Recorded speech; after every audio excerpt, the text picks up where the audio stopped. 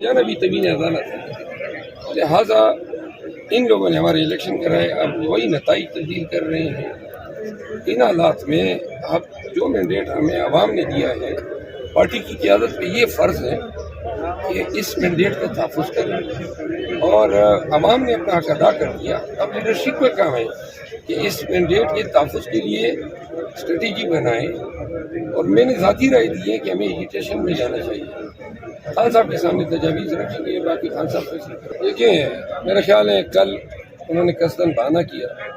آج شیڈول ملاقات ہے ہائی کورٹ کے حکم پہ، آج کی ملاقات ڈینائی نہیں کی جا سکے گی، اور صرف میری ملاقات نہیں ہے، اہل خانہ کی ہے، دیگر بیرسٹر گور صاحب کی بھی ہے، علی ظفر صاحب ہوں گے، تو لہٰذا آج کی ملاقات جو ہے 2:30 بجے ملاقات انشاءاللہ ہوگی، اور ضرور تو ہم یہ کہہ سکتے ہیں کہ آج کا دن کیونکہ حتمی فیصلے انہوں نے لینے ہیں۔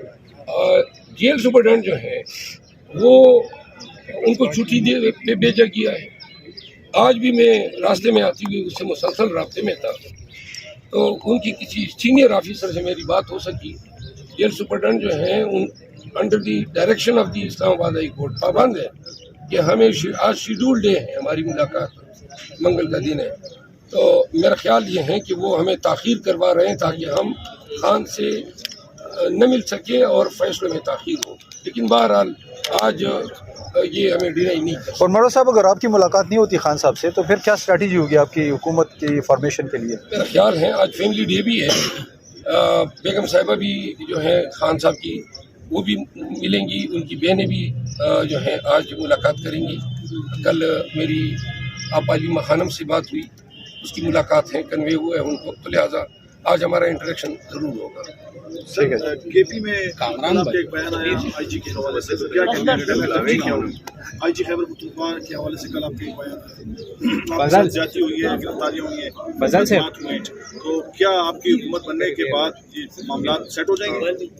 ہماری حکومت آنے کے بعد ہم نے پہلے کہا ہے، خان صاحب کی ویژن ہے، رول آف لا یہی ہے کہ ہم کسی بدترین دشمن کے خلاف بھی حکومت میں ہوتے ہوئے کوئی کارروائی ایسی نہ کر سکیں جس سے ناجائز کسی کو نقصان پہنچے۔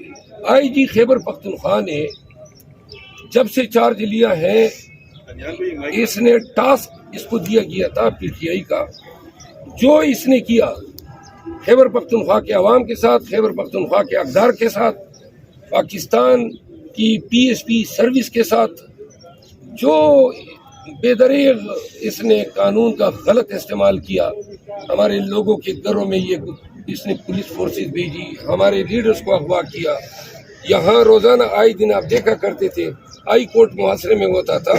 اس شخص نے قانون کی درجیاں اڑائی ہے، اس نے قتل کیے ہیں۔